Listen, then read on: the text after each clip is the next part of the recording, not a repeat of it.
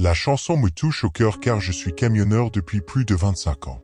Pendant toutes ces années, j'ai parcouru des routes sombres et vécu des expériences étranges. Il a effectué des livraisons pour plusieurs entreprises, devant traverser tout l'État à de nombreuses reprises. Je me souviens d'un jour particulier où j'ai dû conduire pendant des heures pour livrer plusieurs colis. C'était intense et excitant, plein de défis et de surmontées. Mais à la fin de la journée, le sentiment d'accomplissement était satisfaisant. La chanson me fait revivre ces moments, rappelant mon parcours de camionneur.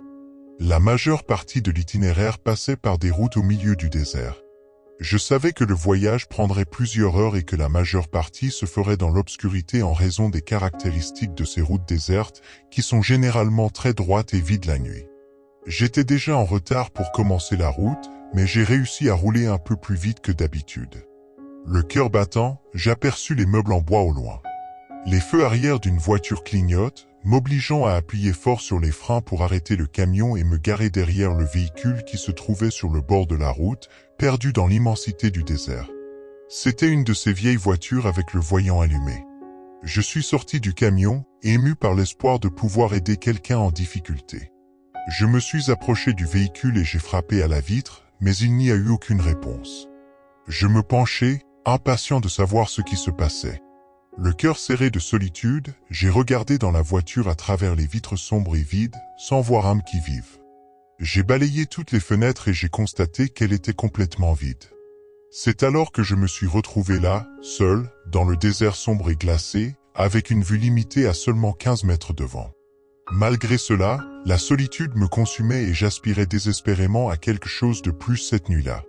Je suis allé aider et j'ai couru vers mon camion, j'ai attrapé une lampe de poche qui se trouvait dans la boîte à outils sous le siège passager.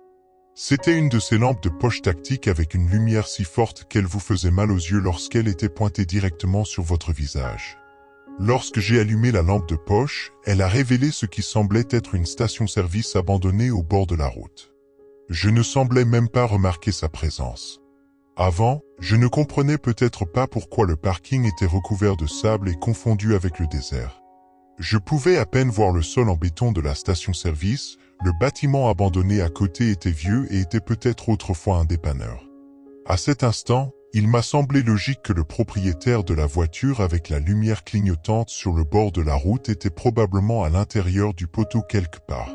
J'y suis allé. Jusqu'à ce que j'arrive devant ce dépanneur à la station-service, la porte complètement cassée, éclairée par ma lampe de poche, j'ai réalisé que j'étais devant l'un de ces endroits typiques que l'on trouve dans les stations-service.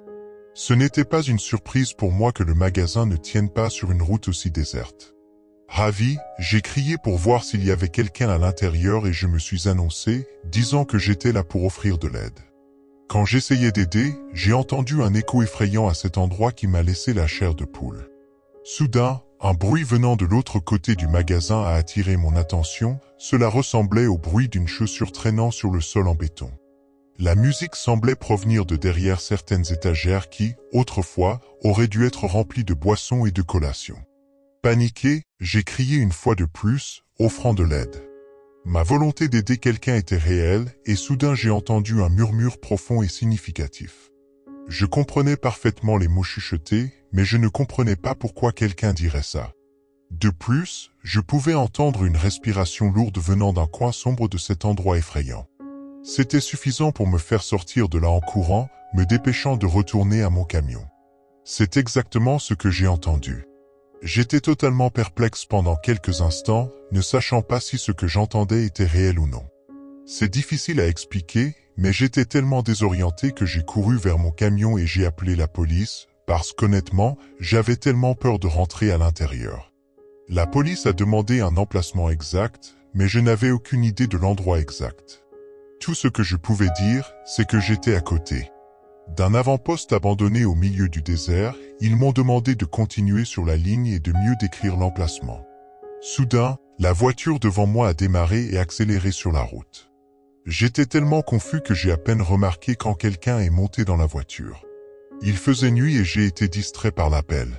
Je me suis précipité sur les lieux pour vérifier si quelqu'un était toujours là pendant que j'étais encore au téléphone avec la police. Je suis allé à l'arrière du magasin, d'où j'avais entendu la voix et la respiration. J'étais pétrifié de voir une mare de sang frais sur le sol et je ne pouvais qu'imaginer les détails cruels de ce qui s'était passé là-bas. Il a dit au téléphone qu'il avait probablement été témoin d'un crime. Finalement, la police a envoyé plusieurs véhicules. Lorsque les véhicules sont arrivés sur les lieux, ils m'ont demandé si j'avais des informations qui pourraient être utiles, telles que la plaque d'immatriculation, l'apparence du suspect et d'autres détails. Tout ce que je pouvais dire, c'est que la voiture était vieille et de couleur sombre. Je leur ai rapporté que j'avais entendu une voix masculine m'ordonnant de partir et peu de temps après, j'ai entendu une femme crier alors que je quittais les lieux. Il n'y avait aucun corps laissé derrière. C'était une situation effrayante et dérangeante. Mais j'avais quelques théories sur ce qui s'était passé. La police a certainement recueilli des preuves et des échantillons de sang, mais malheureusement je n'ai pas pu contribuer beaucoup à l'enquête. C'était dommage que je n'avais pas de caméra automobile sur le tableau de bord de mon camion à ce moment-là, qui aurait pu capturer la plaque d'immatriculation. Cependant, littéralement une semaine plus tard, j'ai acheté et installé une caméra sur le tableau de bord de mon camion. C'était un de ces moments où le destin a conspiré en ma faveur. Des expériences uniques qui n'arrivent qu'une fois dans une vie et qui continueront sûrement à tourmenter mon esprit pendant encore longtemps.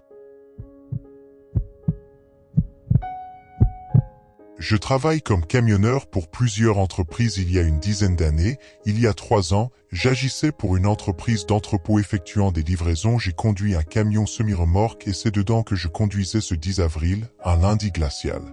La semaine ne faisait que commencer et j'avais hâte de livrer toutes les charges dès que possible.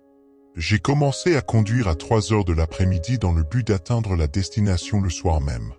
Je ne voulais pas avoir à m'arrêter pour dormir après minuit, alors j'ai accéléré à 10 km/h au-dessus de la limite de vitesse.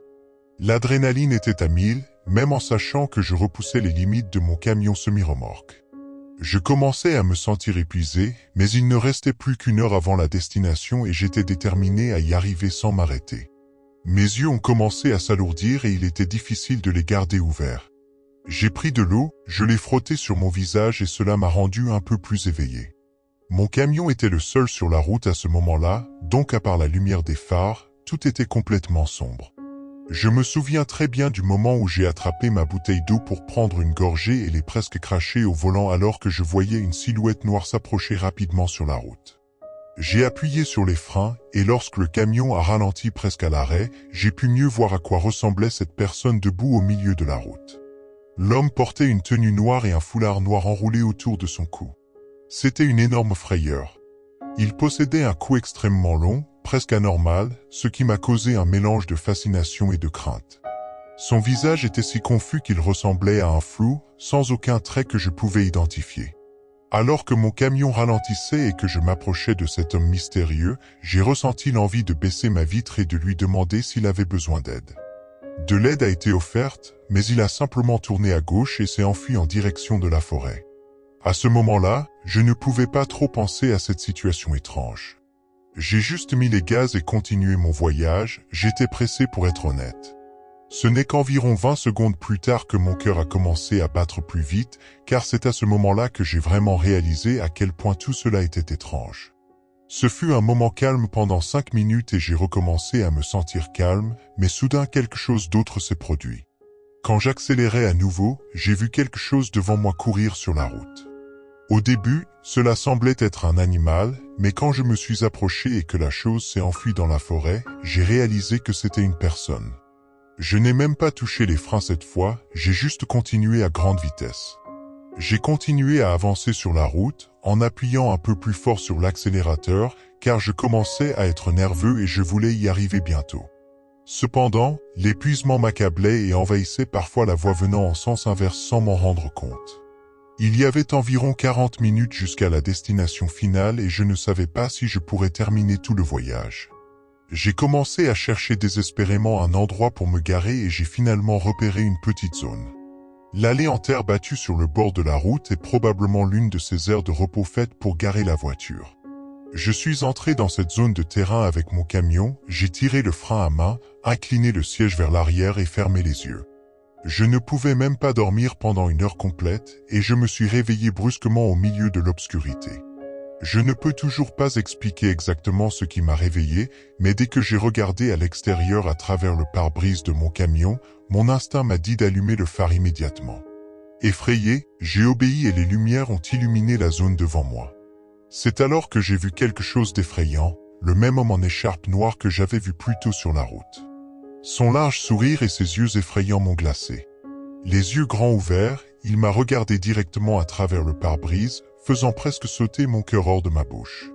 J'ai démarré le moteur et je suis descendu de cette épaule de terre aussi vite que possible, ne sachant pas quoi penser.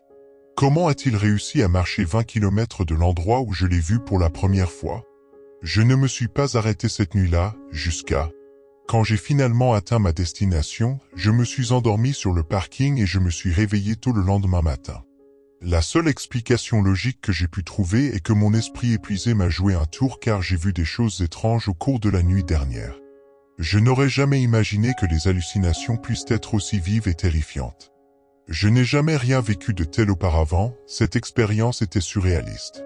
Cette nuit-là, j'ai vécu ce qui me hante à ce jour, car tout cela semblait très réel. Avant d'obtenir un emploi de bureau en ville, je conduisais un camion pour une entreprise de livraison. Le salaire était bon et j'aimais le travail la plupart du temps, mais il y avait aussi des moments difficiles. Cela faisait 2 ans que j'avais quitté l'université en 2012. Je travaillais, et cette nuit-là a tout changé. De 11h à 19h un mercredi, nous étions en plein hiver. Un jour, il a fait nuit vers 5h30 de l'après-midi. J'habitais dans un quartier pas si noble d'une grande ville, en fait, dans une petite ville, pas très agréable. La région où j'habitais n'était pas exactement un bidonville, mais ce n'était pas sûr non plus. J'avais l'habitude de livrer fréquemment dans cette région. La situation du logement dans ma ville était pénible et particulière. Certains blocs avaient des maisons et des cabanes espacées les unes des autres, tandis que d'autres blocs étaient complètement vides, sans logement du tout. Cela a entraîné moins de livraisons pour moi, car les maisons étaient si éloignées les unes des autres que chaque livraison prenait plus de temps que d'habitude. Les itinéraires de livraison de la journée étaient indiqués sur la carte pour m'assurer que je réussissais toujours à atteindre ma destination, même dans ce scénario difficile. De manière plus intelligente au lieu de simplement effectuer des livraisons au hasard. Après d'innombrables heures de livraison ce jour-là, traversant 3 petites villes différentes, j'ai commencé à entrer dans une rue dans l'un de ces pâtés de maisons que j'ai mentionné plus tôt. C'était une rue pleine de petites maisons et de cabanes, toutes très vieilles et éloignées les unes des autres. D'un côté de la rue se trouvaient des maisons et des cabanes.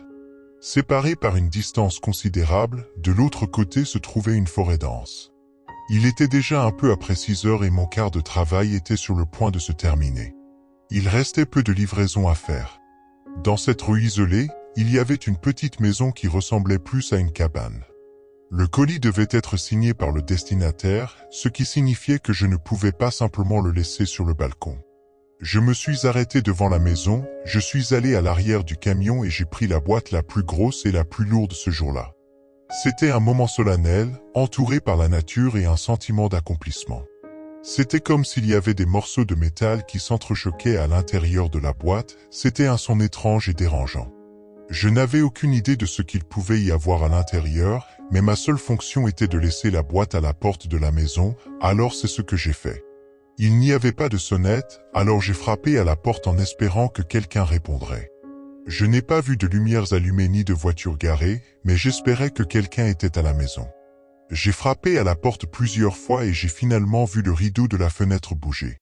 Puis j'ai entendu des pas s'approcher lentement de la porte. Il y eut une longue pause, une pause suspecte et inutilement longue, jusqu'à ce que la porte s'ouvre. Une femme plus âgée est apparue avec une expression à moitié paranoïaque. Quand j'ai dit que j'avais un colis à lui faire signer, elle a finalement ouvert la porte complètement.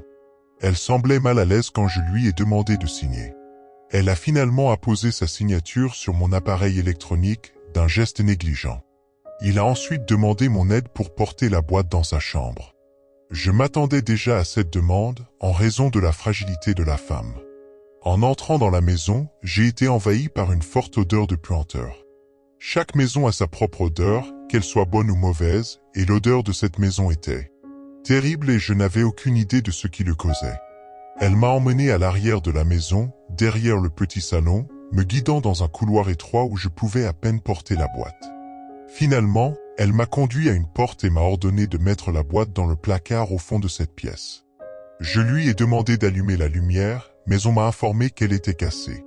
La pièce était presque plongée dans l'obscurité, la faible lumière du salon entrait par le couloir et se dispersait faiblement.